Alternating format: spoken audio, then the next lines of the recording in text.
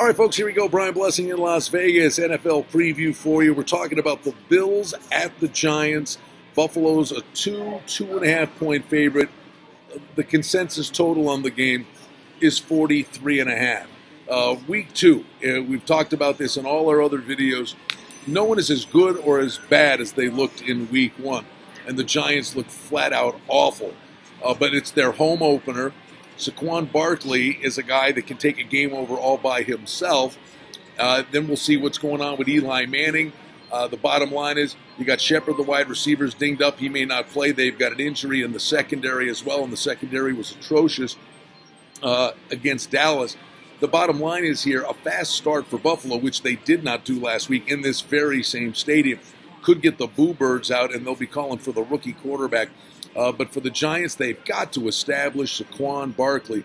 The Bills are terrific against the pass. If they are susceptible, it is against the run, and the Giants have one of the best. The bottom line is the Giants' play calling is an abomination when they get into the red zone. They didn't do it last year, and they didn't do it last week against the Cowboys. But it is their home opener. Teams know they lose that first 2 games. They're not making the playoffs. So the Giants will circle the wagons here. Now, all summer long, I thought the Bills would beat the Jets and possibly, likely, lose this game just because of the Week 1 to Week 2 scenario on the home opener for the Giants. But the Giants did look so bad, and the Bills looked horrible in the first half offensively against the Jets. Then they cleaned things up. Now, as a function of Mosley went out of the game, and the Jets were stupid up 16-0. He played the clock, but Josh Allen got his act together.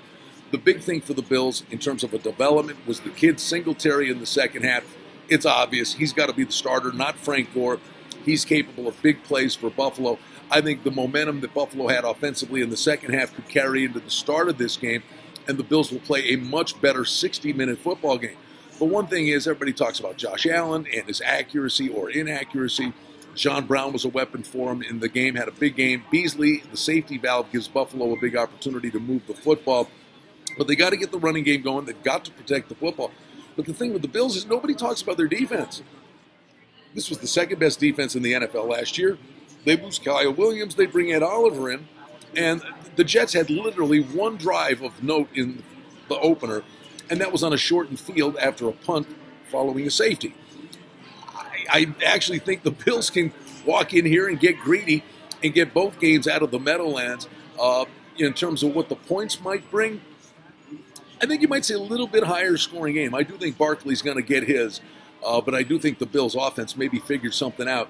And it's an out-of-conference game, too. Last week was a division game for both teams. Out-of-conference games tend to be a little more higher scoring, and I know the Giants, that's been a trend for them over the years. So, slight lean to Buffalo, but think there are going to be points in the game to go over the total of 43.5. An intriguing non-conference game in Week 2 in the NFL. Got you covered at bangthebook.com. Check out the Sports Betting Podcast with Adam Burke. I join him each and every Tuesday right here at bangthebook.com.